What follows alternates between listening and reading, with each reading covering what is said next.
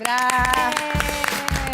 Hola, hola a todas y todos en sus casas, ¿cómo están? Día feriado. Día feriado y nosotras aquí trabajando tan felices como siempre. Divinas, divinas. Yo me puse la sonrisa, abajo tengo muy a la cara.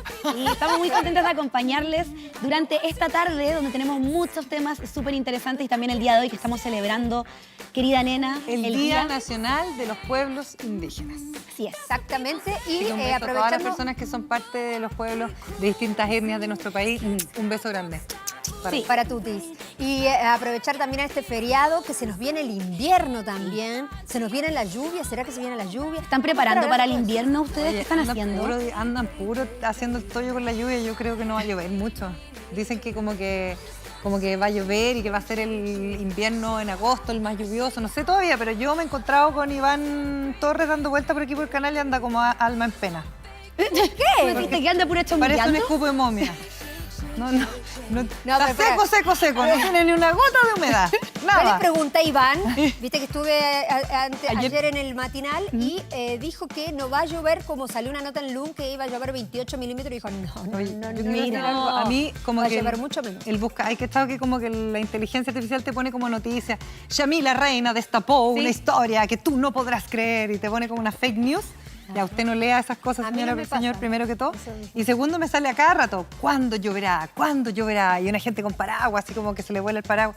No pasa nada. con Yo la creo que lluvia. igual uno tiene como que llamar la lluvia. Yo hago eso. De hecho, toda esta semana he usado impermeable porque no ha llovido nada, pero bueno, uno tiene como que chamánico, llamarla. ¿no? Claro, Y en la como noche para viste que pasar. está como las nubes, como si fuera a llover en cualquier segundo. Porque no hace tanto frío, además. Bueno, Exacto. es cierto que estamos en el invierno ya, comenzó el invierno. Hoy día mismo, que también viene a ser la noche más larga, el solsticio de invierno. Me encanta esa magia. Me voy a ir a acostar al tiro después del programa. Qué divertido.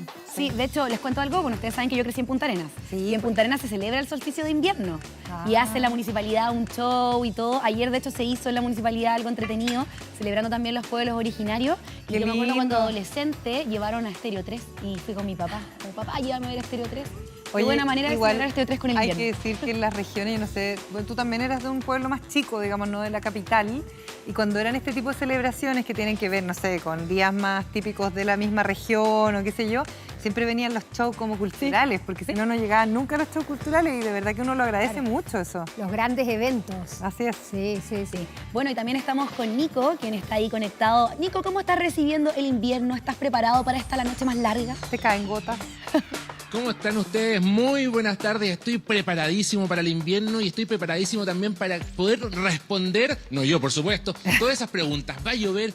¿Va a seguir bajando la temperatura? ¿Viene un invierno como los de antes? Todo eso vinimos a preguntarle a una experta, Yael Shefkis. ¿Lo dije bien? Perfecto, muy bien. Yael Shefkis, nuestra amiga de la casa, meteoróloga de TVN. ¿Cómo estás, Yael? Gracias por estar con nosotros un día feriado. Sí, claro, acá estamos. Bueno, les cuento que oficialmente ya partimos el invierno. Hoy día a las 10:58 minutos ya empezó entonces el invierno. Tuvimos este solsticio de invierno y ya, claro, la noche más larga ya la tuvimos. Entonces ahora se van a empezar a hacer un poquito más largos los días. Algo bueno.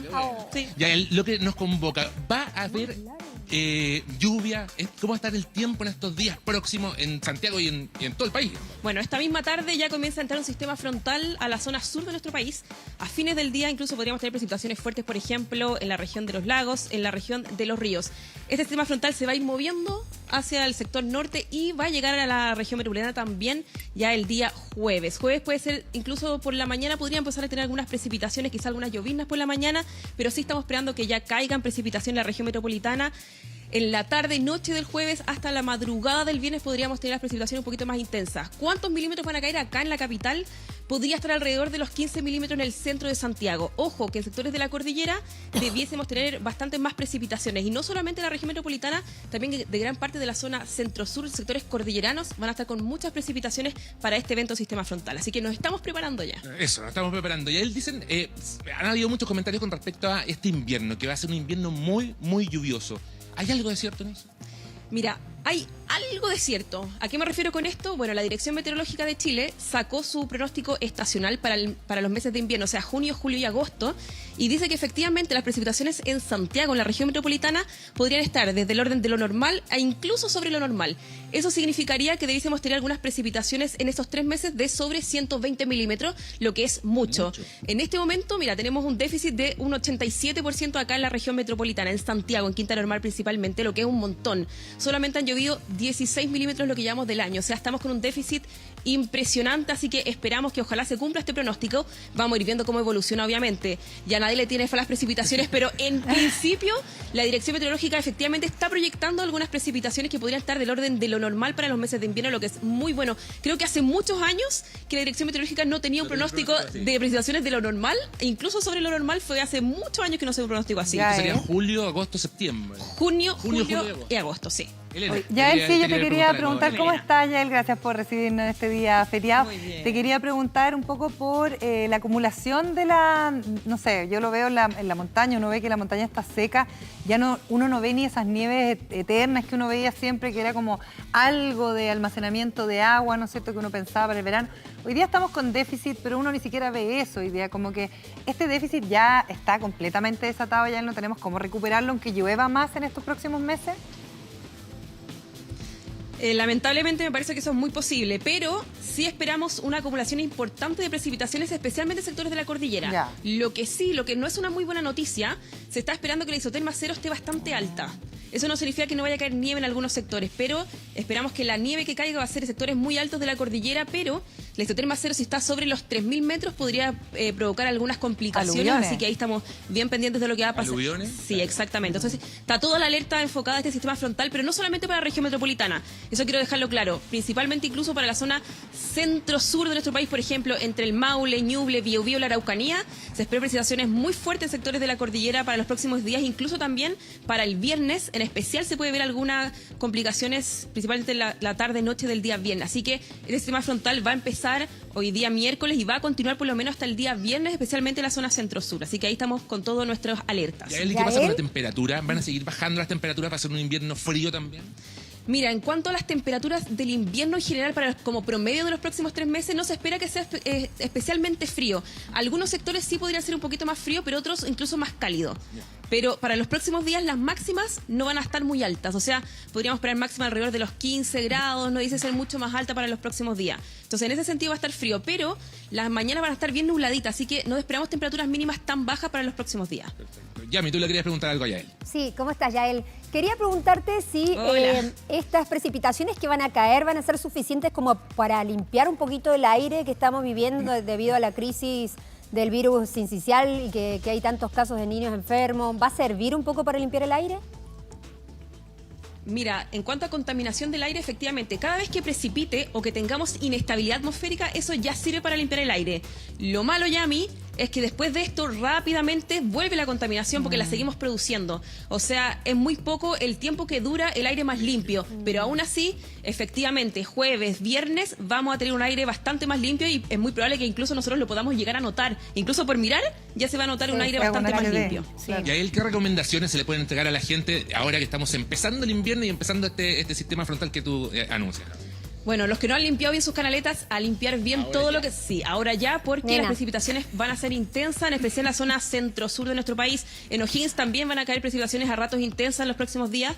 El Maule, Ñuble, Biobío, la Araucanía, bueno, la región de los ríos y los lagos ya ha precipitado bastante, pero la zona centro-sur-centro, ahí a limpiar bien todo porque efectivamente esperamos que caigan precipitaciones. Yael, hola, ¿cómo estás? Bueno, yo quería preguntarte... Hola, bella. Efectivamente, ¿qué tan fuertes van a ser estas lluvias en regiones? Porque generalmente cuando llueve en Santiago uno siempre ve en redes sociales ese típico reclamo de la gente del sur que dicen ya los santiaguinos sorprendidos por las lluvias y que no están acostumbrados al nivel de lluvia del sur. ¿Van a ser más fuertes a lo que están acostumbrados en este sistema frontal? Bueno, efectivamente no estamos acostumbrados en Santiago a esa cantidad de precipitaciones en el sur. Si acá llegara a llover como llueve en el sur, la verdad que estaría todo inundado. Mira, en los años anteriores me acuerdo cuando precipitó 25 milímetros en Santiago, había calles que parecían ríos. O sea, con precipitaciones mucho menos que en el sur, ya tenemos grandes desastres, se podría decir. Pero lo que nosotros estamos esperando ahora son precipitaciones cercanas a los 15 milímetros en el centro de la capital. Eso es más o menos lo que estamos esperando para todo este evento de jueves y viernes. Pero va a ser más bien como en varias horas, así que en Santiago no debiesen quedar grandes desmanes, se podría decir. Lo que sí, sectores de la precordillera y cordillera, ahí sí que van a debiesen precipitar incluso bastante más sectores de la cordillera. Pero cuando tú me preguntabas por la zona sur, por ejemplo, la zona centro-sur, Ñuble hasta 55 milímetros, Biobío incluso hasta 60 milímetros, la Araucanía también 55 milímetros, o sea, es bastante más, sí, y son precipitaciones bastante abundantes de monte de precipitaciones, así que ahí sí estamos esperando que este sistema frontal sea bastante intenso dentro de todo. Y también podríamos tener vientos de hasta 60, 70 kilómetros por hora en la zona centro-sur. Y en Santiago, sectores de la cordillera nomás, estamos esperando algo de viento hasta 60 kilómetros por hora, pero no así como en el centro de la capital. Ya. O sea, van a haber hartas precipitaciones. Yael, de hecho, hubo unas precipitaciones en la región de los lagos, mi zona, que fueron súper fuertes hace unos días atrás, ¿no? Sí, de todas maneras. Mira, en el sur la verdad que ha precipitado bastante. Pero aún así, estamos con un déficit en la zona sur de nuestro país. Por ejemplo, solamente se salva Coyhaique, que tiene un pequeño superávit, pero en general la zona sur todavía está con un gran déficit. O sea, aún así, eso es como para que recordemos que en verdad en el sur de nuestro país llueve mucho. Sí. Entonces ahora cuando llueve nos recordamos a cómo era antes cuando llovía. Claro. Pero aún así seguimos con un déficit importante, a ver si quizás este año podemos al menos estar en un promedio normal. Quizás no un superávit, pero ojalá que lleguemos a un año normal, eso sería pero maravilloso. ¿Y qué pasa con el norte? Porque también en el norte, tú decías, se espera un invierno muy lluvioso, según lo que ha dicho la Dirección Meteorológica. ¿Qué pasa con el norte del país también? Bueno, el norte del país son estaciones secas, entonces ahí queda como un poquito fuera de este tipo de pronóstico. Lo que sí, por ejemplo, en sectores ya de la cordillera del altiplano, uno hace pronósticos de precipitaciones, pero para el verano. En general, con el año de la niña, nosotros tenemos ahí inviernos un poquito, o sea, veranos un poquito más lluviosos, pero con el niño debe ser menos lluvioso. Entonces, para la zona norte no se prevé este aumento de precipitaciones como, por ejemplo, en la región metropolitana, que en Quinta Normal sí podríamos llegar a tener un año de normal, incluso ligeramente sobre lo normal. Ojalá así sea, ojalá un invierno como los de antes, ¿no? Ojalá, eso es lo que más queremos. Oye, Yael, yo quiero hacerte una pregunta. Pasa que hace unos años atrás en Santiago vimos nieve, ¿cierto? Agua-nieve en algunos sectores. ¿Será que en este sector o en este año pase lo mismo, no? Fue el 2017, me soplan. Mira, en general no se puede descartar, eso no se puede descartar. Lo que sí, en general, con invierno niño, las temperaturas mínimas debiesen ser un poquito más altas. Así que en ese sentido quizás podríamos pensar que quizás no va a ser tanto frío como para que caiga nieve. Claro. Pero particularmente en este evento no estamos esperando nieve, solamente sectores altos de la cordillera, porque la isoterma cero va a estar alta para este evento. Entonces, en este evento te podría decir que se descarte que caiga nieve, por lo menos en el centro de Santiago, en sectores precordilleranos, pero no se puede descartar obviamente que en un próximo evento sí haga el frío suficiente cuando caiga precipitaciones y sea tipo nieve. Pero en principio, como año niño que estamos viviendo ahora, no, las temperaturas mínimas están ligeramente sobre lo normal. Yael, acá una pregunta para la nena, porque si bien diste un gran dato para ella, que tiene que limpiar su canaleta, porque se marchó hace poco, también es importante que le guste esquiar a la nena. Entonces, ¿estas vacaciones de invierno va a poder subir a esquiar la nena o se va a tener que quedar limpiando la canaleta? Limpiando la canaleta nomás. Para el centro sur, 100% que sí. Ándate al sur, te vas a la segura. Antillanca. En Santiago, esperemos que sí. Te tengo toda la fe para Santiago, pero para irte a la segura, más para Chillán ahí sí o sí. Ya. No te voy a poder acompañar, amiga. No vas a poder ir a tirarte en bolsa conmigo. Sí. Oye, Yael, cortito, y para las vacaciones de invierno, yo sé que estamos un poco adelantados, pero porque son las primeras semanas de julio, pero ¿se prevé que haya, por ejemplo, precipitaciones porque tú decías, finales de junio, que ya estamos casi, julio y agosto, más precipitaciones, ¿no es cierto? Que es más o menos lo que tienen ahí identificado en la Dirección Meteorológica, pero eso quiere decir que vamos a andar con los niños con lluvia, porque uno generalmente los saca para las vacaciones, entonces es un poquito más problemático. Sí, mira, de verdad que no se puede prever, estamos con mucho tiempo de anticipación, pero estadísticamente, como estamos esperando que tengamos un invierno normal en cuanto a lluvia o ligeramente sobre lo normal, efectivamente sí podríamos tener precipitaciones en los meses, obviamente en julio, en las vacaciones de invierno, porque además las precipitaciones acá en la región metropolitana y también en nuestro país en general se dan en estas épocas del año, así que obviamente no se puede descartar. Vamos a ir viendo el pronóstico día tras día y ahí cuando estemos cerquita de las vacaciones de invierno te cuento exactamente el pronóstico. Bacán, Yael, un millón de gracias por tu tiempo en este día feriado, por haber estado con nosotros, a limpiar canaletas y a prepararse para este invierno que va a estar pero lluvioso. Tenemos toda la fe de que así sea. Muy millón de gracias. Muchas gracias a ustedes por invitarme, que estén muy bien. Nos vemos. Chicas, nosotros nos volvemos a encontrar un ratito más. Chao, Que Niquito, estén muy bien. gracias. Gracias. Oye, me van a agarrar con la canaleta todo porque se me cayó la canaleta. Sí, pues la tenía tapada la canaleta. Estaba tapada, Sí. se cayó, ahora la destapé, se arregló y ahora vamos a ver cómo resiste. Ah, está como nueva entonces ver la qué canaleta. aguanta. ¡Bien! ¡Vamos! Tiquita La acá. actualización de la canaleta. Eso, Semana a La semana. actualización. Ahí la mantengo actualizada cuando se ponga yo. Me encanta. Yo les tengo un consejo porque si tienes pensado ahorrar, pero ahorrar de verdad, aprovecha las ofertas de la Ruta del Ahorro Unimark. Pon mucha atención, paleta de cerdo granel a 2.990 pesos el kilo. Ahorras 1.409. Y además Coca-Cola, variedades desechable de 3 litros a 2.290 pesos cada una. Ahorras 700 pesos. Unimark, el supermercado de todo. Bravo. Bravo, Unimark. Oye, no vamos a pausa, ¿cierto?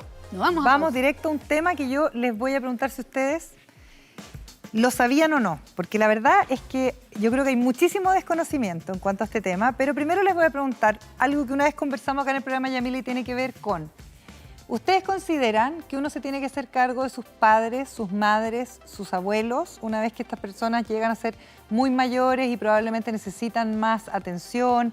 Cargo me refiero no solamente al cuidado, porque somos muchas las mujeres cuidadoras, Sí. sino también cargo económicamente hablando. Yo soy partidaria de que primero depende cómo fueron tus padres contigo, ¿no? Porque si fuiste un padre que abandonó, un padre abusivo, madre, no sé, no me parece. Y también yo soy, tal vez me van a criticar con lo que voy a decir, pero yo soy de las personas que piensa que uno no pidió venir al mundo, por ende uno no tiene la obligación de cuidar a los padres. Que uno quiera cuidar a los padres es diferente a tener que hacerlo. Para mí no es una obligación. Yo creo que depende mucho también, bueno, como dice la Yami, de cada uno, de la experiencia de vida que tuviste, pero al menos yo sé que con la experiencia que tuve voy a cuidar a mis padres hasta que les pase lo que les pase, porque también uno termina viviendo esta fase de la vida donde terminas sin querer queriendo, siendo responsable, también siendo como el papá de tus propios papás. Sí. Uno suele llegar a esa etapa donde no solo quizás tienes que encargarte económicamente, sino que también mandarlos al doctor, qué sé yo, que son porfiados, acompañarlo, etcétera. Entonces, al menos yo estaría dispuesta a hacerlo, por supuesto. Yo sin también, dudarlo. porque siento que se me ha dado la mejor herramienta que uno puede tener, que es el amor y la educación, y por lo tanto he podido llegar a ser la persona que soy gracias a eso. Pero existe un deber, que es un deber legal, que rige en nuestro país, aunque ustedes no lo crean, y que yo no tenía la menor idea hasta que planteamos este tema y lo pusimos sobre la mesa, y tiene que ver precisamente con la obligación de generar una pensión económica para nuestros padres. Incluso podría ser aún más, podría ser los nietos los que tuvieran que hacerse cargo de sus abuelos. Es muy loco porque se dice todo esto del papito corazón. Quizás a la inversa vendría siendo Hijito abuelitas corazón. hijitas corazón. Hijitas corazón, hijitos Hijitas corazones. corazón. Sí, o nietos corazones. Claro. Bueno, salimos a la calle a preguntarle a la gente si sabían que existía esta disposición legal, una obligación de cuidar a nuestros padres, a nuestros abuelos. Y esto fue lo que nos dijo la gente. Cumpleaños, abueli, que los cumplas feliz. ¿Usted sabía que existe la posibilidad de que los padres hoy día puedan demandar a sus hijos por pensión de alimentos? Bueno, tendría que ser, ¿va? Por tanto sacrificio que hace con los hijos uno y que al final los hijos le devuelvan la mano. En algunos casos sí, dependiendo. Dependiendo de qué. De que, por ejemplo, si que yo nunca me crié con mi papá, ni lo conozco, ni nada, o sea... Claro, hay Y excepciones. que después, claro, ajá, pero digo, dependiendo. Yo creo que sí, porque si yo te cuidan a ti cuando estabas chico, mínimo tendrás que cuidarlos cuando ellos envejezcan. Claro, es como la vuelta de mano. Claro, eso sí te nace, obvio, pero yo diría que sí. Nada, nada. O sea, pues si uno quiere sí, si uno no quiere no. Depende directamente de cada uno. Sí, me gustaría, no lo encuentro que es válido. Es válido. Sí. Es correcto, está bien. Bien me parece. Porque en el fondo usted está de acuerdo con la responsabilidad de uno como hijo, ¿no? Correcto, yo estoy responsable de mi mamá que tiene 95 años ya. Y no todos los hermanos se portan de la misma forma.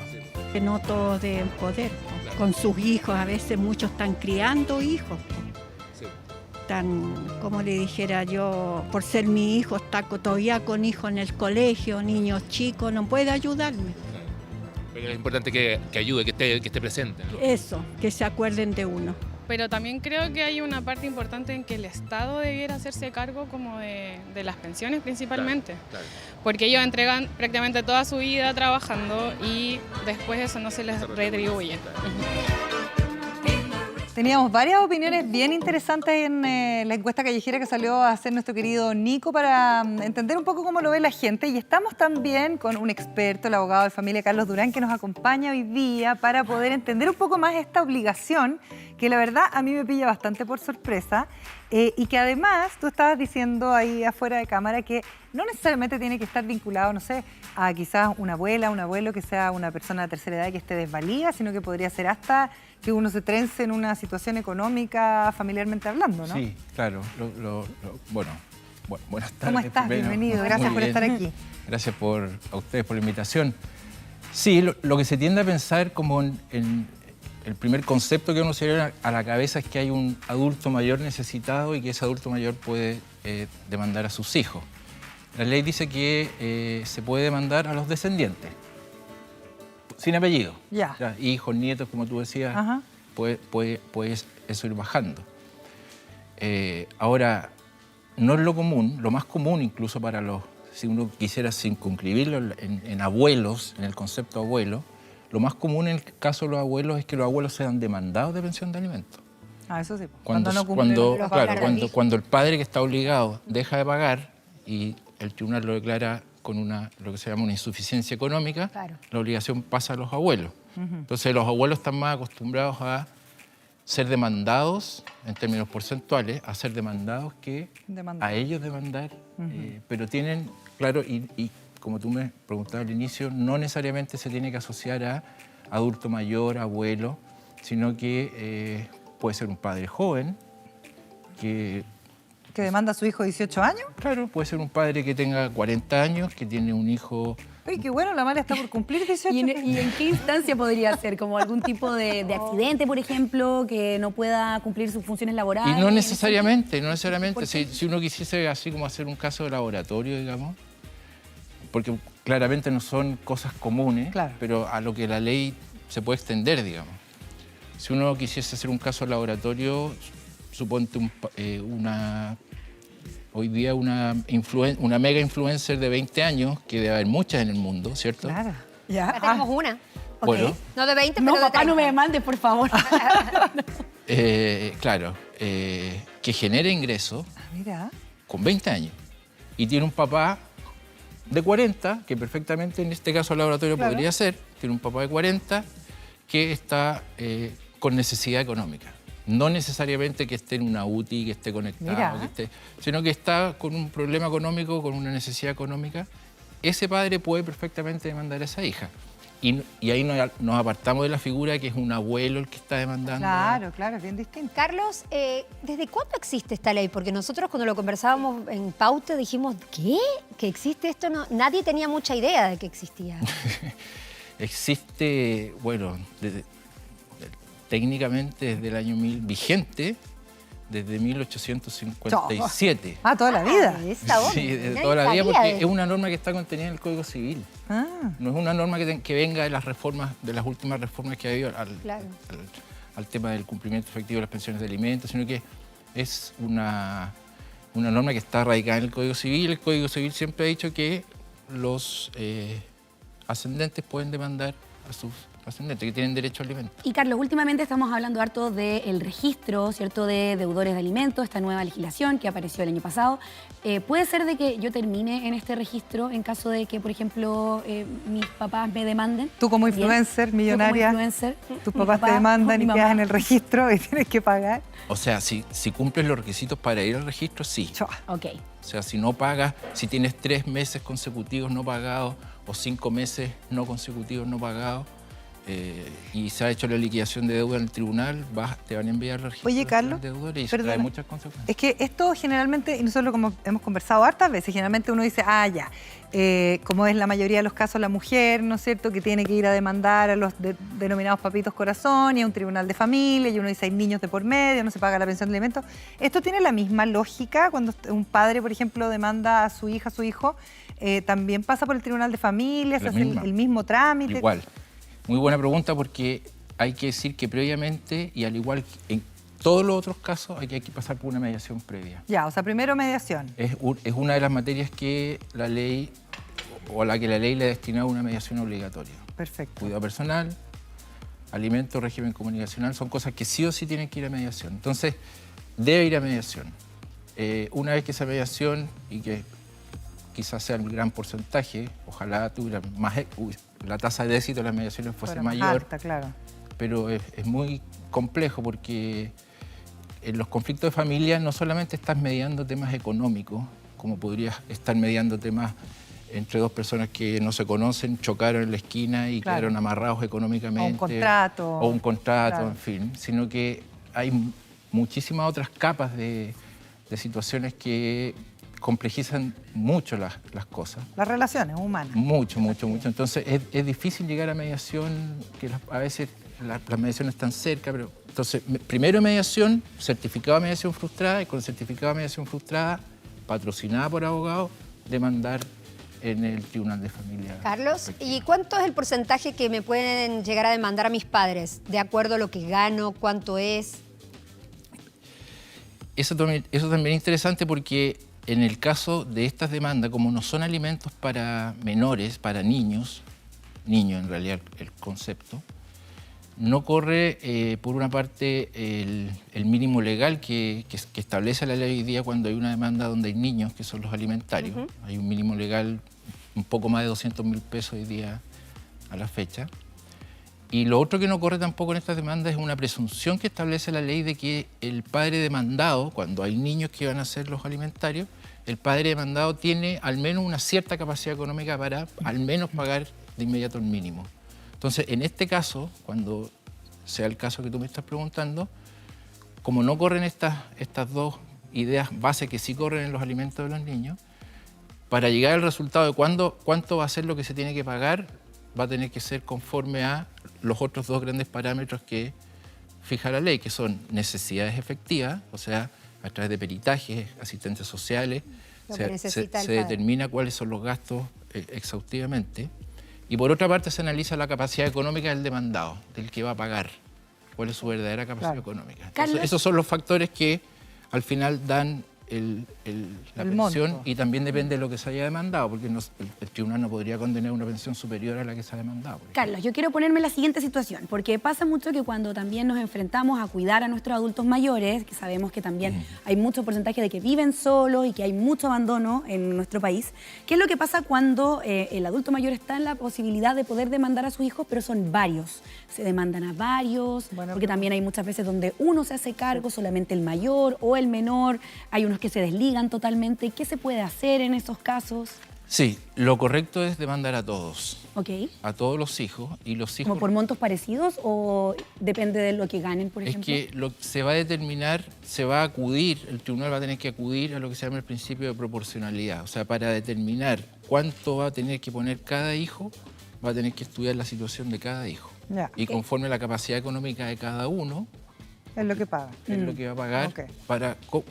Supongamos, se fija las necesidades se fijan en 1 millón de pesos. Son 5 hermanos.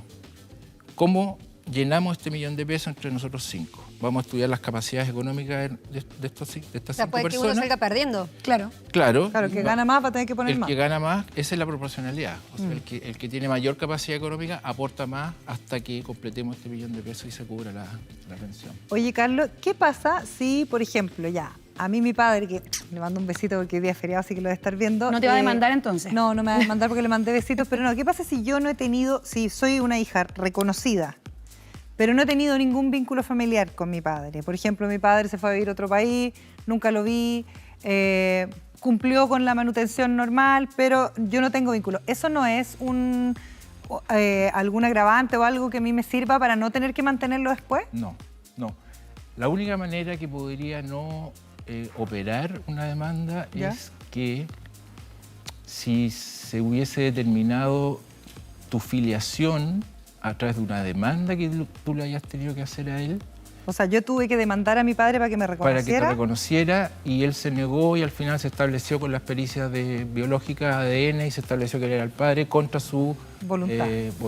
Claro. Carlos, ¿y qué pasa si Entonces, en ese caso ahí la ley dice, no, usted padre no va a poder demandar a sus hijos. Pero en el resto de los casos todos sí. Sí, todos sí. Y en el caso de que sean hermanos y uno de ellos sea cuidador, ¿entra en la demanda o se lo deja fuera por ser cuidador del padre? No, entra. Lo que pasa es que la función de cuidador se valora.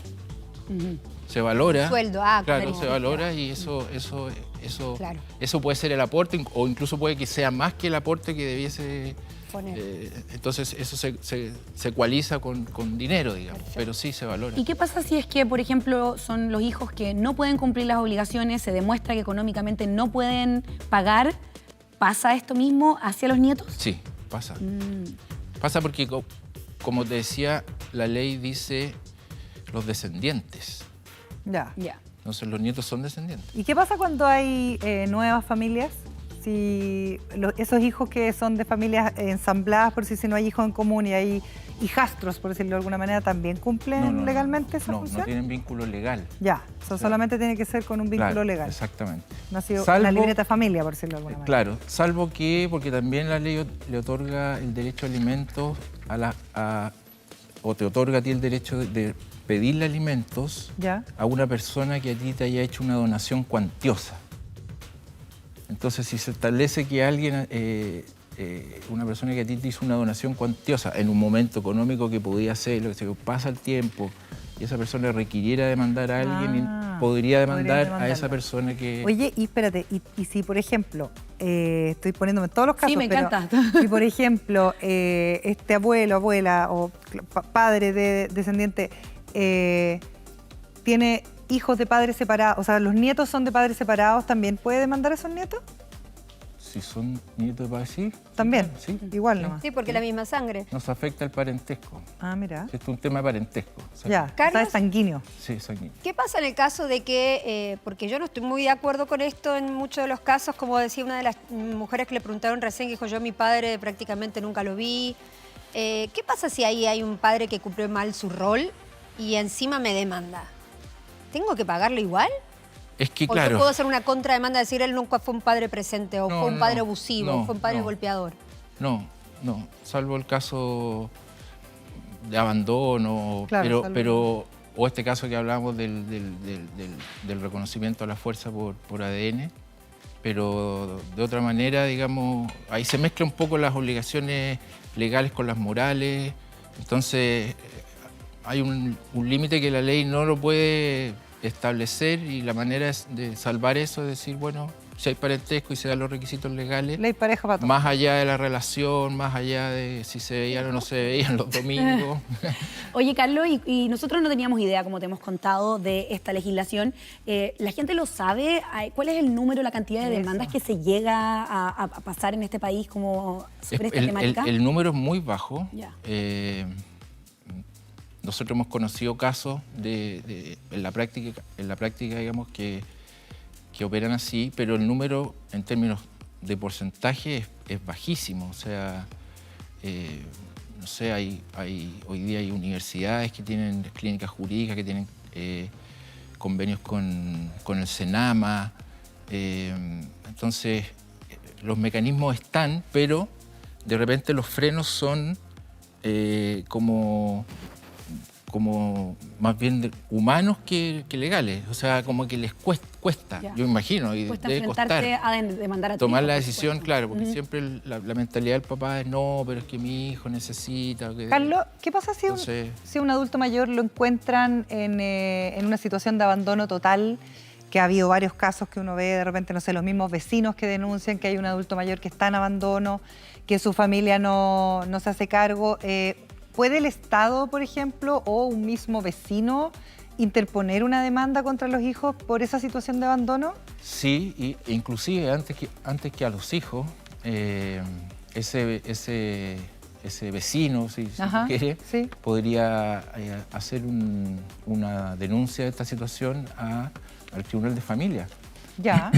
Los jueces de familia tienen facultades para intervenir en casos así, ordenar internaciones, ordenar asistencias inmediatas, e echar a andar además las redes de instituciones que se tienen que echar a andar. O sea, hay un sistema... Importante eso que estás diciendo, sí, Carlos, ¿eh? Porque hay un sistema de protección... para el adulto mayor. Sí, hay un sistema de protección para el adulto mayor que es una suerte de casi botón de pánico. La verdad es que se conocen poco, pero si se echan a andar los mecanismos, están tan bien estructurados y organizados que funcionan. Entonces una persona que pueda ver a un vecino, a un amigo, a alguien que esté en situación de abandono, que sea una persona adulta mayor, tiene que ir a un tribunal de familia.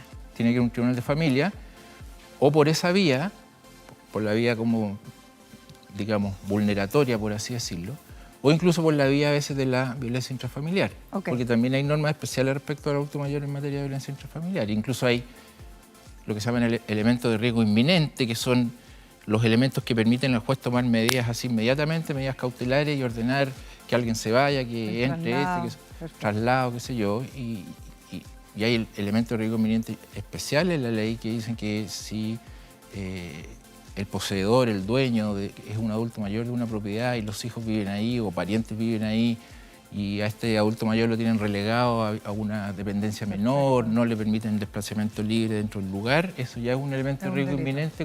No un delito, pero podría ser un delito de maltrato habitual en la medida que sea algo sostenido. Pero me refiero a que le entrega herramientas al juez para tomar medidas inmediatas. Entonces, ese es lo que como que me gustaría que quedara, digamos que el juez de familia tiene muchas potestades para poder tomar actuar. medidas. Sí. Muchas gracias, Carlos, por venir esta tarde a conversar con nosotros.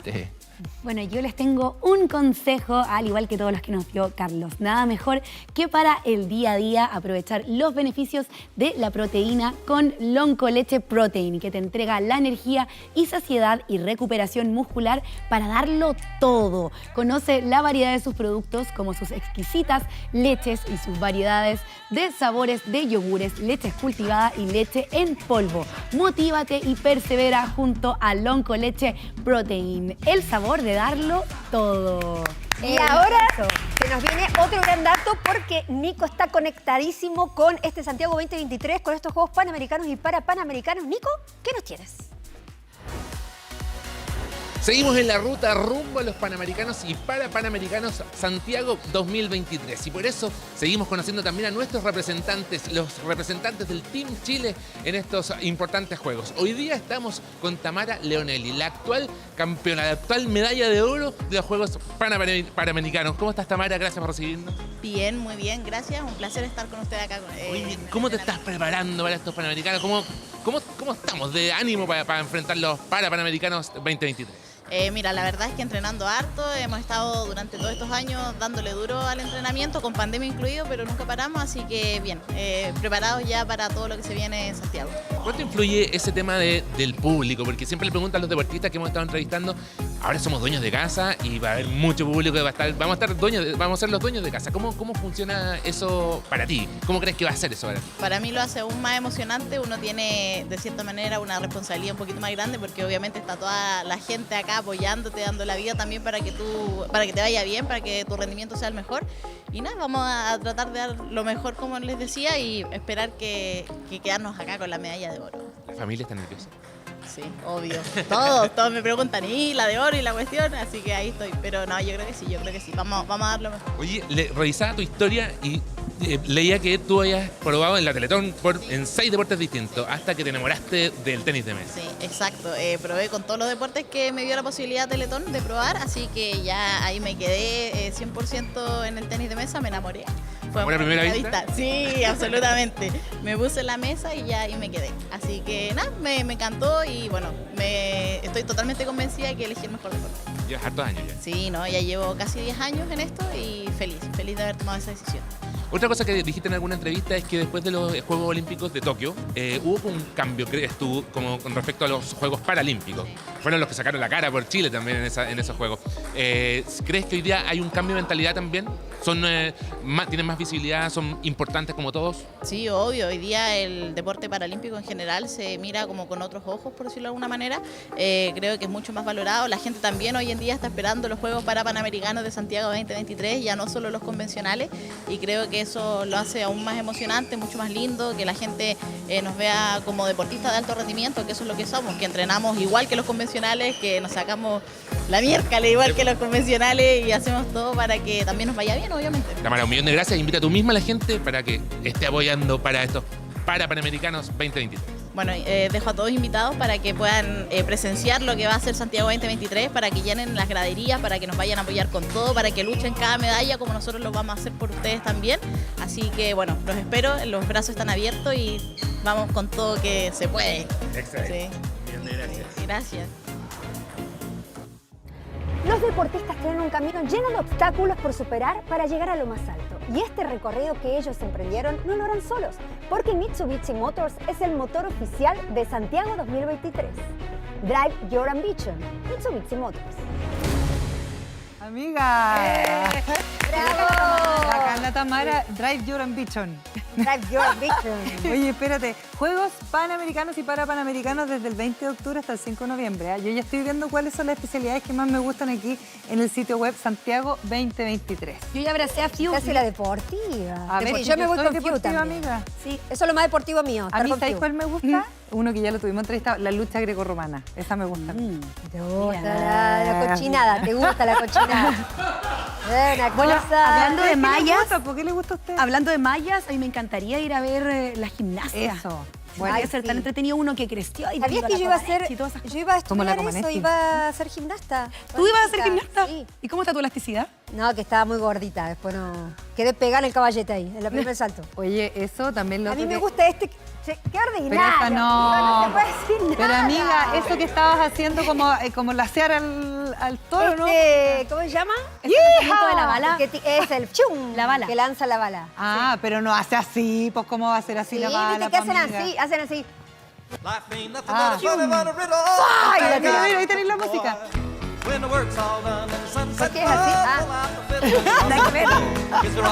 Oye, pero qué falta de respeto para los que hacen Sí, bala. una falta de respeto para mí, que lo estaba haciendo re bien, casi me disloqué el hombro. Oye, ¿sabes otra cosa que es súper entretenida ir a ver? Que a mí me tocó ver a Tomás González cuando fueron los Juegos Olímpicos de Río de Janeiro. ¿Ya? Me tocó ver a Tomás González con la gimnasia. Oye, qué manera de hacer linda esa disciplina, porque hacen un montón de cosas en suelo, la gimnasia en el suelo. Entonces es espectacular ver las Están competencias. derechitos, ¿no? Me encanta cómo saludan, que en los hombres hacen así como... A ver, ponete de Y pie, después, hacelo. así, saludan así. Tomás González. Eso. Pero las mujeres hacen como otros saludos, como... ¿Cómo? Con dos manitos. Claro, Eso. ¿cachai? A ver, tírate una pirueta. No, pero yo el pirueta no me tiro, pero flexibilidad A ver, tengo. a ver. Ella No, la y después me flexibilidad, loca. la flexibilidad. Solo porque es feriado. ¡Ídola! ¡Ídola! Me pongo el que con short. Y con ese aplauso de pie como la Comaneci nos vamos a una pausa y ya volvemos con Hoy Se Habla.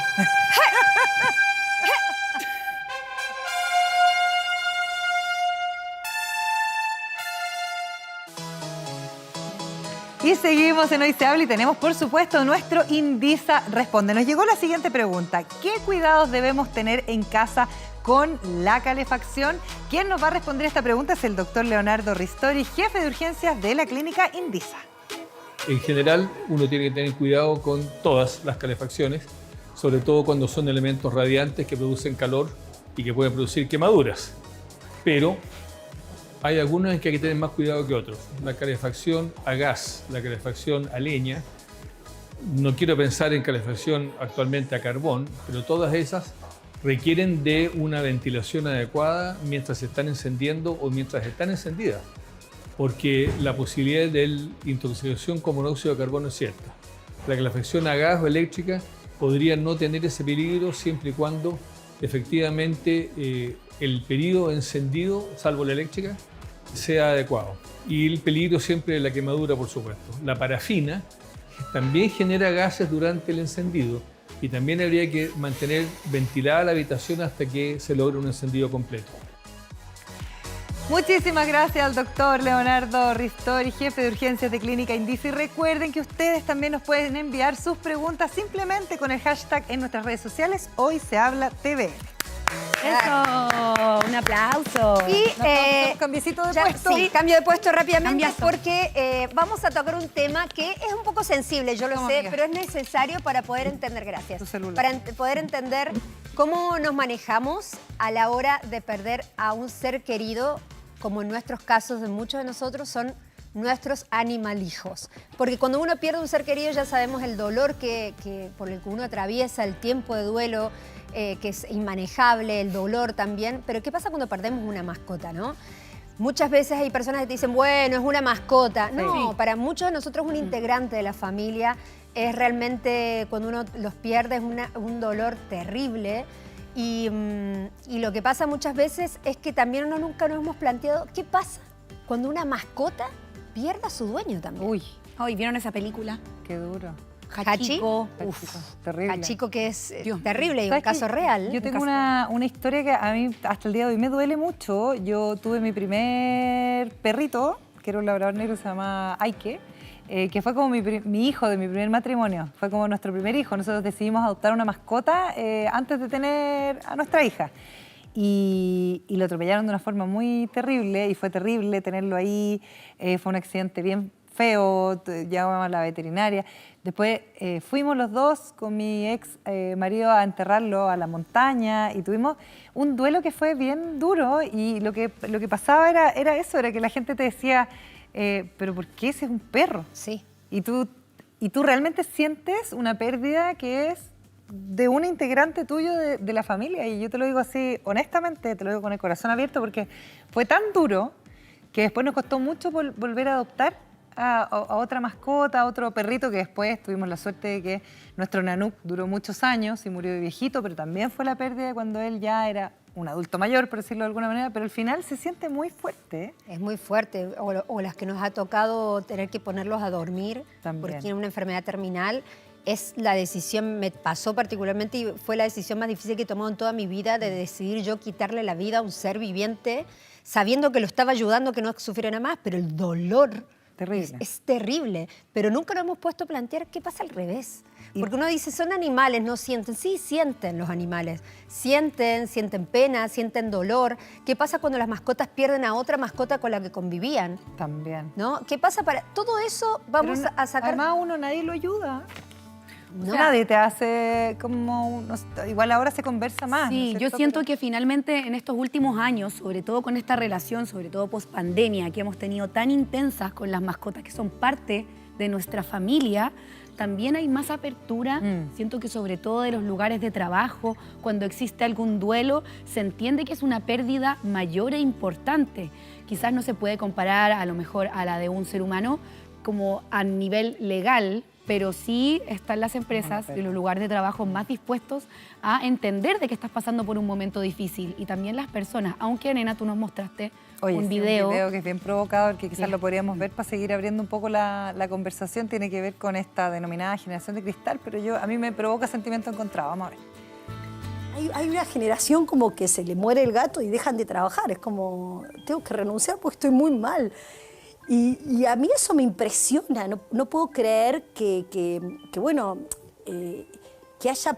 Es así, es el mundo, no es Argentina solamente, pero hay como... Es muy difícil convocar el interés de talentos jóvenes. Bien criticada fue ella, ¿eh? Ella es una periodista que es bien criticada siempre por su tipo de comentarios. Ahora, claro, estamos mezclando dos temas, me parece a mí, que es un poco lo que hablamos siempre, que los niños de cristal, que son tan sensibles, ¿no? que son distintos a nuestra generación, que somos trabajar. Pero estamos mezclando con qué pasa cuando uno pierde a una mascota con la que ha convivido, que para muchos, como para mí, por ejemplo, que no tengo hijos, mi perro para mí cumple un rol extremadamente importante en mi vida. Si el día de mañana le pasara algo y no está más, seguramente estaría muy triste. No sé si pediría licencia por eso, pero seguramente no podría venir a trabajar ese mismo día. Sí. Tú sabes que mis papás adoptaron un gato después de que todos nos fuimos de la casa, cuando empieza como este síndrome del nido vacío, y yo conversaba con ellos hace poquito, cuando fui a ver a mi papá para el Día del Padre, decía, si la Mili se muere, yo me muero. Entonces, increíble el vínculo que uno empieza a formar con sus mascotas. Yo le diría a esa periodista que bueno, que alegría llamarme generación de cristal si significa tener un poco de sensibilidad y sentimientos, porque claro, el meternos en una sociedad donde tenemos que trabajar todo el tiempo y estar dentro de esta máquina y no vivir nuestra vida, no está bien. Así que creo yo que está muy equivocada esa señora. Qué bueno que no está acá. Pero para sacar todas las dudas y aprender también cómo tratar a una mascota cuando sufre el duelo de perder a un dueño o a otra mascota que conviva con ella, para eso tenemos a Josefa Ramírez, por supuesto, nuestra etóloga, que viene muy bien acompañada. Hola, José. Hola. Hola. ¿Cómo se llama él? Charlie. Charlie. Y Charlie anda con sus zapatitos. Para no resbalar. ¿Cómo están, chicas? Hola, José, mi amor. Sí, vinimos acá, el Charlie me quería acompañar para hablar de este tema que es tan pertinente, sobre todo cuando tenemos perritos senior, que es algo súper importante. Exactamente. Josefa, siento. ¿Qué pasa, Charlie, siéntese usted también. Me encanta que siempre ponemos un circulito para que se sienten nuestros invitados. Y hacen lo que quieren. Y nunca pescan, nunca pescan. ¿Qué pasa cuando porque estamos acostumbrados a hablar de cuando un humano pierde una mascota y el dolor que eso causa y todo, pero ¿qué pasa cuando una mascota pierde a un amo? Bueno, de hecho, está bastante descrito que los animales tienen una percepción de la muerte, digámoslo así, y ellos sufren el duelo. Ya que hay algo que quizás nosotros como personas que estamos recién como incorporándonos a la dinámica del comportamiento animal y de la importancia que debería, nos estamos recién enterando.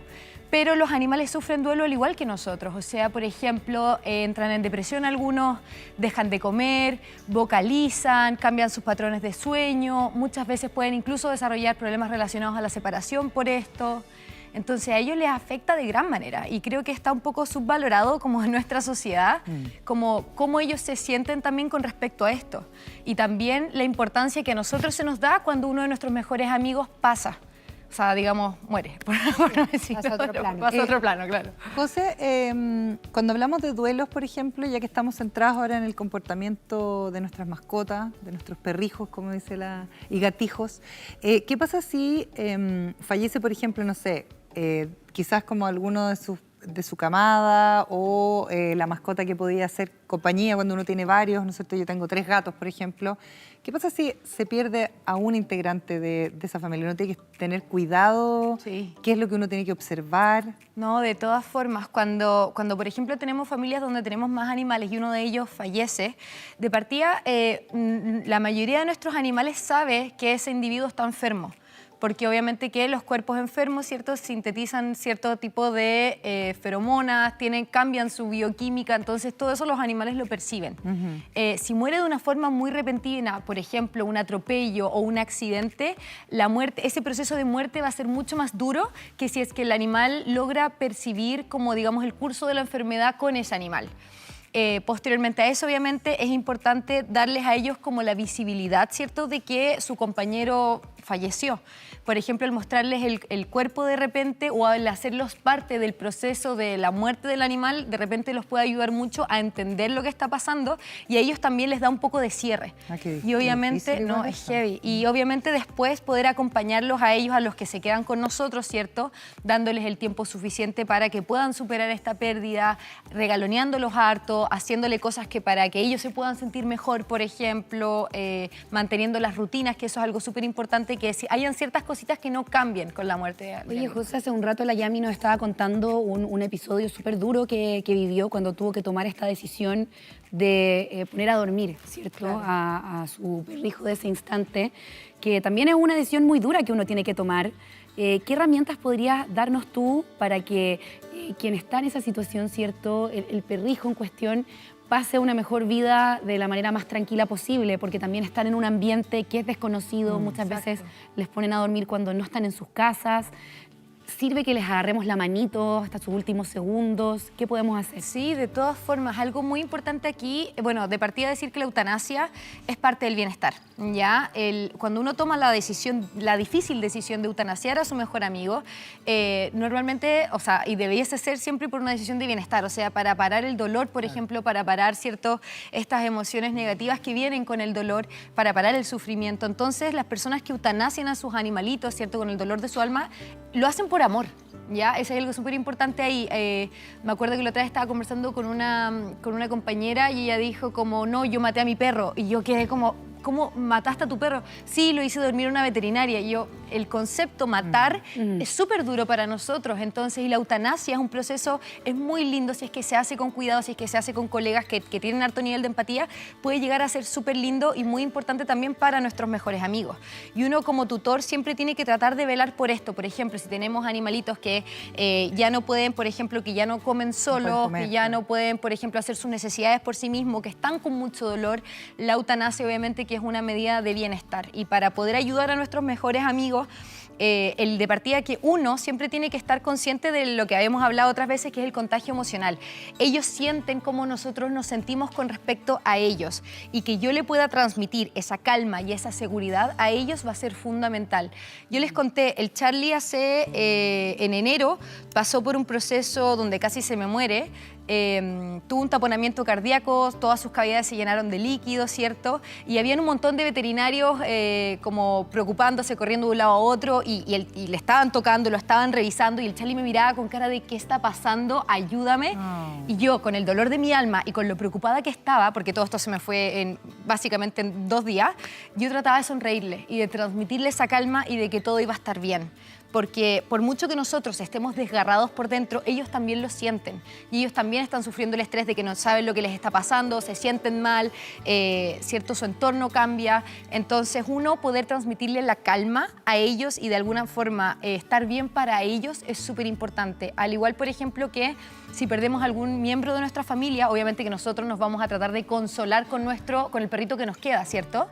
Pero eso también hay que tener ojo, porque el contagio emocional ahí también, y el perrito ya está estresado, ya está con pena, ya está pasando por depresión, y más encima tener que lidiar con el desborde emocional del tutor va a ser peor. Entonces, obviamente que tratar de transmitirle paz y seguridad a los amiguitos que nos quedan acá con nosotros. También ahora se está, bueno, en esos años que me pasó a mí no existía, pero ahora, por ejemplo, hay muchos que se lo llevan, por ejemplo, a un día en la playa o al campo, lugar que les gusta, y lo eutanasian ahí mismo, cosa que en mis años eso todavía no existía.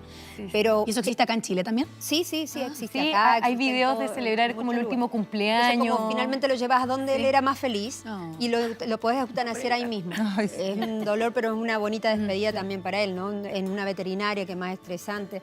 Pero queremos seguir hablando de eso. Quiero aprovechar también a mandarle un beso grande a Erwin, nuestro veterinario hermoso, que está pasando un momento difícil, justamente hablando de una pérdida. Así que, Erwin, te queremos mucho, te extrañamos, y acá te esperamos para cuando tu corazón sane un poquito. Y queremos también hablar de este tema sobre todo lo que estábamos conversando recién, la poca empatía que existe de mucha gente al no entender que una mascota en la vida de uno puede ser tan importante, ¿no? Y para eso estamos con Danae Cerda, que es psicóloga fundadora del Observatorio de Salud Mental de Chile. ¿Cómo estás? Hola, muy bien. ¿Y ustedes cómo están? Bien, acá muy acompañadas de Charlie, una hermosura. Y justamente estábamos hablando porque la nena contaba, de hecho, también una experiencia de una vez que perdió a su mascota, y como que la gente no entiende, ¿no? Logra, como que empiezan se ponen más frívolos, logran como bajarlo tan a lo terrenal, de no entender que la pérdida de una mascota puede ser tan importante para muchos de nosotros. Totalmente. De hecho, es igual de importante que perder un ser querido humano.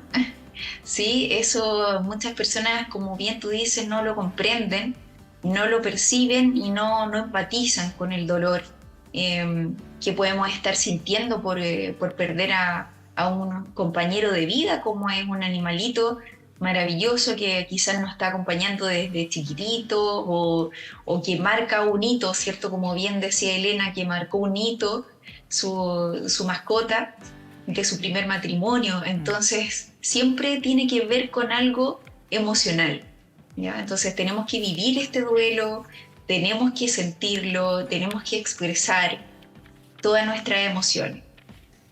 Danae, se habla mucho de las fases que uno vive al momento de un duelo cuando pierde un ser querido. ¿Esto se replica también en la pérdida de una mascota? Y pegado a eso, preguntarte también si es válido que yo pueda pedir una licencia en la pega por perder a mi mascota.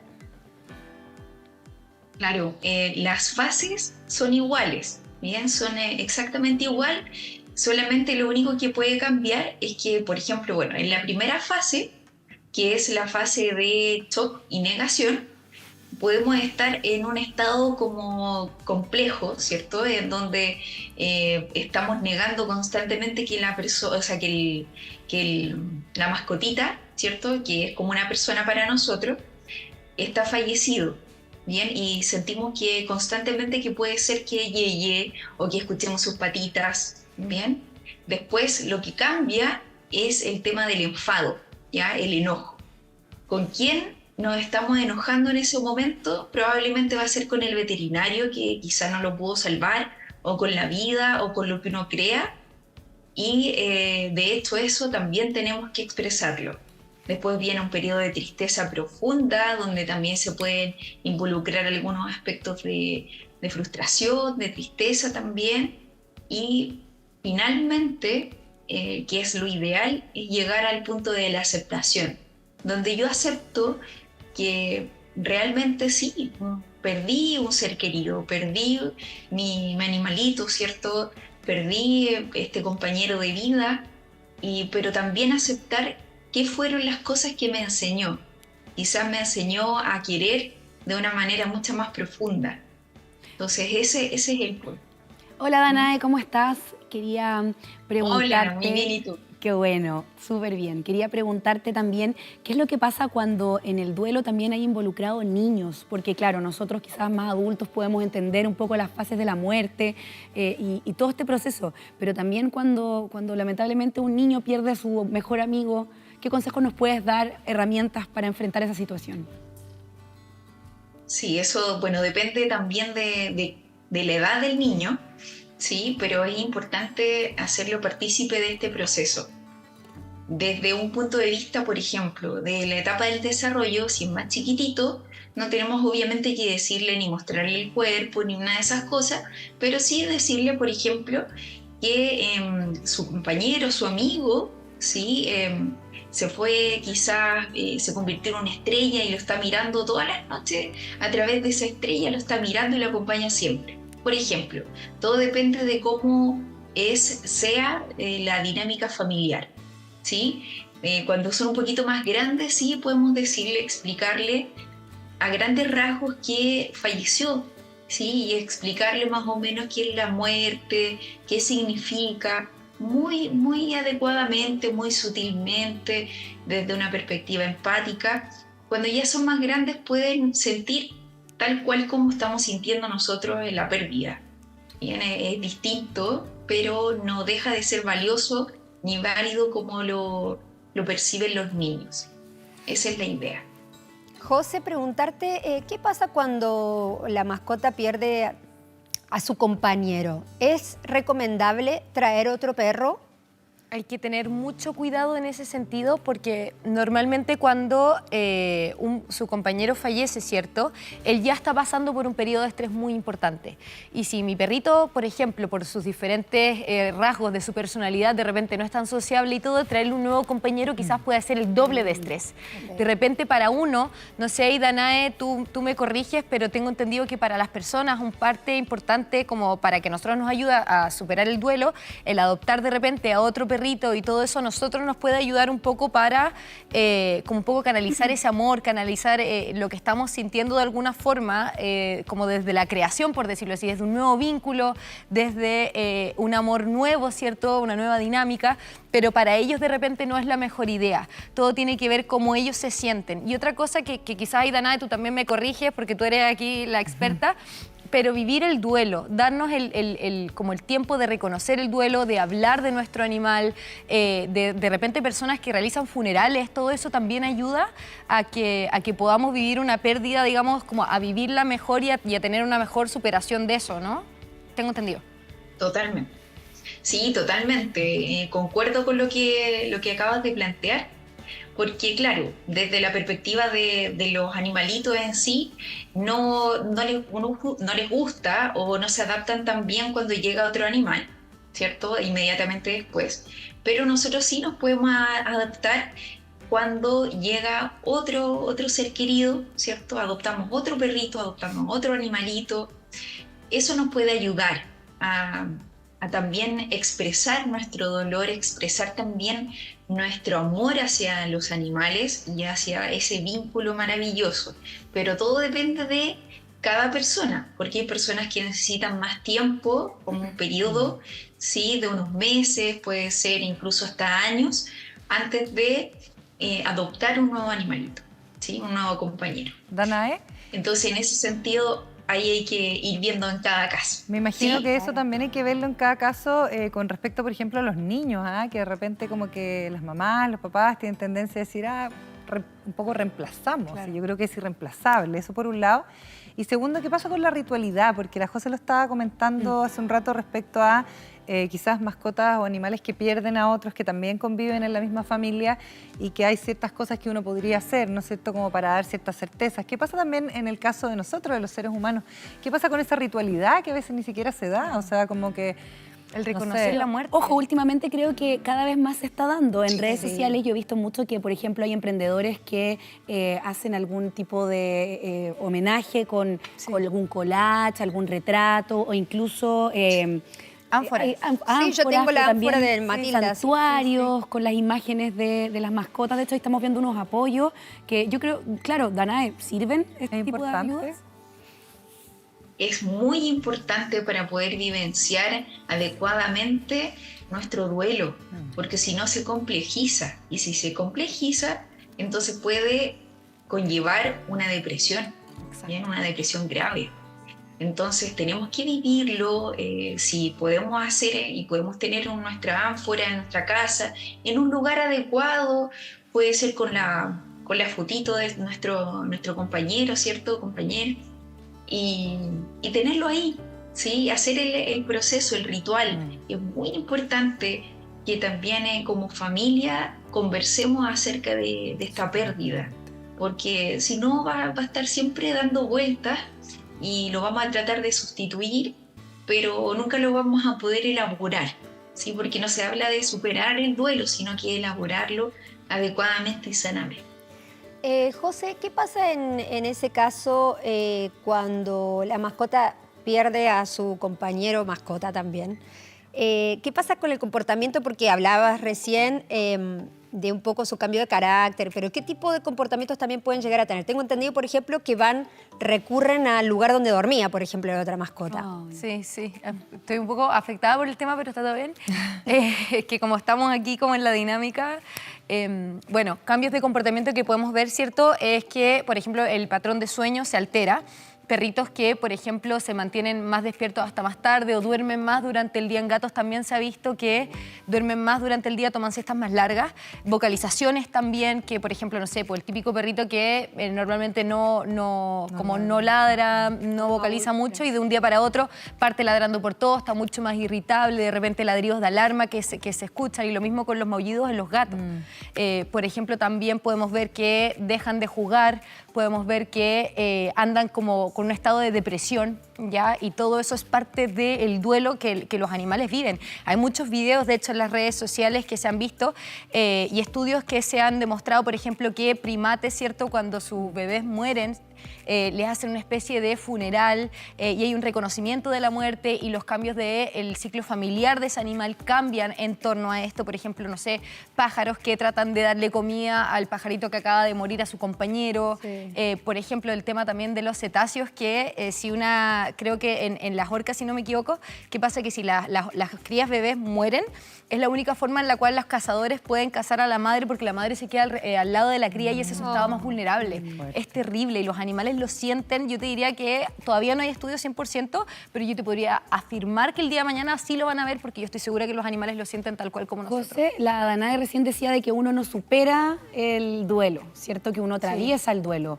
¿Pasa lo mismo con los animales o también hay un periodo donde ellos ya podrían aceptar, por así decir, la muerte de algún compañero? Sí, yo creo que los animales son mucho más resilientes de alguna forma que nosotros y tienen una facilidad de un poco seguir más rápido con la dinámica familiar. Pero obviamente depende cuál era el lazo que tenía con su compañero, depende la relación también de la familia. No sé, por ejemplo, si yo tengo 2 perritos y toda mi vida gira en torno a uno y el otro más o menos como el que acompaña, digamos, la pérdida de ese personaje principal de alguna forma podría afectar mucho más ¿cierto?, la dinámica familiar. O pasa también en perritos que son medios tímidos, que se refuerzan mucho con su otro compañero. Y cuando ese compañero no está, uno ve un perro que, no sé, de repente no quiere salir de paseo o ya no quiere jugar, no quiere hacer nada porque se chupa, ¿cierto?, ante la pérdida de su otro compañero. Entonces depende mucho de las personalidades y depende de la relación que había. Y cuando pasa eso, ¿qué podemos hacer por nuestro amigo? Básicamente tener mucha empatía, ¿ya? O sea, no bajarle el perfil a esta situación, porque al igual que a nosotros nos duele, a ellos también y tenemos que visibilizarlo de alguna forma y reconocerlo. Otra forma... Oye, solo una pregunta para complementar con la Danae. Si no bajarle el perfil, que es lo mismo que estamos hablando respecto de repente gente que lo hace hacia una persona que perdió un compañero mascota. Danae, en ese sentido, ¿cuánto tiempo puede durar este duelo? ¿Cuánto uno se puede permitir también quizá un duelo que de repente puede estar más cuestionado por la sociedad? Puede ser alrededor, hay un promedio de 6 meses a 2 años, ¿ya? Pero eso es un promedio, puede ser más, puede ser menos, todo va a depender de cada persona. Y realmente sí, podemos estar en una depresión si es que no lo elaboramos bien. Así que ahí hay que generar conciencia, visibilizar esto, para que también en los trabajos puedan tener mayor empatía, para poder dar permisos, ¿cierto?, especiales. Porque sí son parte de nuestra familia. Exacto. Hoy en día es así. Para seguir, perdón, que me estabas contando qué hacer en el caso de... qué hacer, cómo ayudar a la mascota en este caso para superar el duelo de otro. De partida, mantener las rutinas, por ejemplo. O sea, tratar de como que la vida un poco siga teniendo en consideración el proceso que estamos pasando ambos, pero que la vida un poco podamos mantener las rutinas, por ejemplo, de juego, de comida, ya de descanso más o menos dentro de lo que se puede. Darle cariño extra. Regalonearlo mucho más, exactamente. Y, por ejemplo, no sé, pues si lo vamos a dejar solo un día en la casa, dejarle cositas ricas, de repente algún masticable rico, como una tráquea, un bully stick, que son como cartílagos, que son muy ricos, normalmente a los perritos les encantan. Regalonearlo un poco extra. Y, no sé, pues llevarlo más al parque, como hacer las cosas que a él le gustan, pero hacerlas un poco más en exceso, digamos, por este proceso, para que tire un poco para arriba y que ya después se pueda recuperar con mayor fuerza. José, yo hace un tiempo, bueno, escuché el caso de una amiga que perdió su conejito, uno de sus 2 conejitos, y el otro conejito lo buscaba, y buscaba los lugares, como tú decías, las esquinas, y buscaba los aromas. En ese caso me imagino que también hay dolor, pero ¿es mejor que nosotros, por ejemplo, limpiemos ese sector para sacar los aromas o es mejor que dejar que vivan ese proceso? ¿Qué hacemos? Yo creo que depende mucho de la personalidad de los animales. Hay animales que son mucho más sensibles que otros y de repente dejar que vivan el duelo de alguna forma y obviamente que si ya, no sé, pues esto se prolonga más de un mes y todo, obviamente que podemos ayudarlo de repente limpiando y haciendo un cierre de este proceso, pero normalmente respetando los tiempos de cada individuo, ¿ya? Porque obviamente imagínate, ese conejito sabe perfectamente dónde estaba su compañero, a lo mejor desaparecido de un momento para otro y él no entendió lo que pasó, se debe estar sintiendo confundido, ¿cierto? Él sabe que existió, lo debe extrañar también. Entonces, todas esas cosas tenemos que tenerlas en consideración y ser extra empáticos con ese proceso. Y no así como, ay, ya listo, limpiamos todo, se olvidó todo, move on, no José, es la idea. ¿Qué pasa con casos que hemos escuchado y hemos visto en redes sociales también de animales que cuando fallecen su dueño, fallecen detrás? Ay. Muchos dicen, no, eso es imposible, le tiene que haber pasado algo, tiene que haber estado enfermo. Yo creo que sí pueden llegar a morir de pena. ¿Existe esto? Existe totalmente. Pasa, por ejemplo, en los guacamayos, ya que ustedes saben que yo tengo mi lorito, mi guagua. Ellos, por ejemplo, entran en un estado de depresión profunda si su figura de referencia fallece. Incluso se automutilan, se sacan las plumas, incluso dejan de comer y es casi como un suicidio de alguna forma. Y se mueren, ¿cierto?, debido a la pena que sienten. Depende de la socialización de ese animal, depende de qué tan acostumbrados están a vivir en grupo y cuál es la relación que tenía con esa pareja. Sí, e incluso, por ejemplo, perritos que viven con personas con enfermedades de más crónicas, de más largo plazo, como lo es el cáncer, de repente los perritos incluso han habido casos en que desarrollan esa enfermedad, la misma que el tutor, y terminan con el mismo cuadro y terminan falleciendo a los días después, digamos, con la misma dinámica del tutor.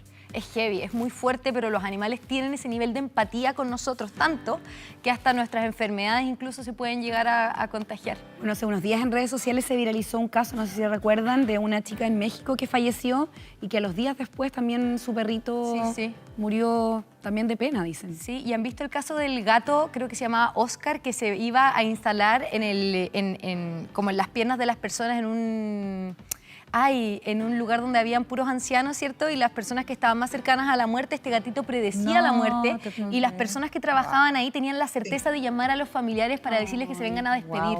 Porque el gato tenía, o sea, sabía perfectamente dónde estaban las personas más enfermas y predecía la muerte. ¡Wow! Es heavy. No, si uno subestima a los animales y son más inteligentes de lo que uno creemos. Y sabemos la mitad. La Danae está ahí atrás en nuestra pantalla gigante. Muchas gracias, Danae, por comunicarte con nosotros. Muchas gracias a ustedes. Bonito tema. Me encantó. Que estén muy bien. Les mando un abrazo. Abrazo. Gracias, Danae. Bueno, y José también, gracias por venir, gracias por traernos a Charlie, que ahí está muy Charlie, lo máximo, está muy instalado. Sí, para todas las personas que tengan perritos viejitos, importante visualizar que la muerte es un proceso 100% natural, que si necesitamos buscar ayuda, que la busquemos, que no minoricemos nuestras emociones y obviamente tener en consideración todo lo que dijo Danae de vivir el duelo, ¿cierto? De ritualizar, de hacer funerales para nuestros animalitos y todo eso, que eso es súper importante para que nos ayuden a pasar este proceso.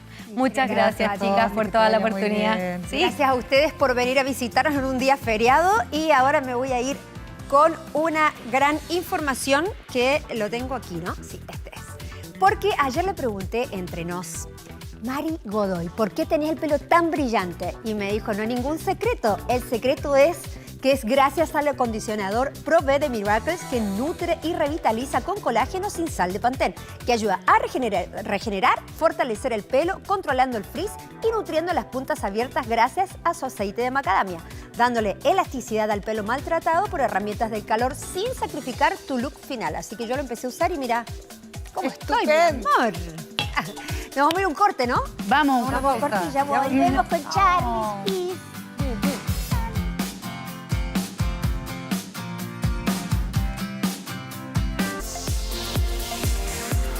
Este invierno cuida tu salud con los medicamentos y soluciones naturales de Farmacias Knopf. Si sientes molestias en la garganta por algún resfrío o alergia, alivia rápidamente el dolor con este Propóleo Spray que está solo $3.990 por todo junio. Así que encuentra este producto y mucho más en todas las farmacias Knopf desde Arica a Punta Arena y en www.farmaciasknopf.com y también venta telefónica. ¿Prefiere los productos naturales? Prefiere Farmacias Knopf porque yo te quiero natural, mi amor. Oye, vamos a tomar tecito. No, me voy a mi casa, Vamos a tomar tecito, po. Dije, te agradece que vine a trabajar un feriado. Tecito. Aprovechemos otra cosa más. Chao. Nos vemos mañana. No, me voy a casa con el Guatero y el Ernesto y tengo Netflix. Pero un tecito. Yo te apaño.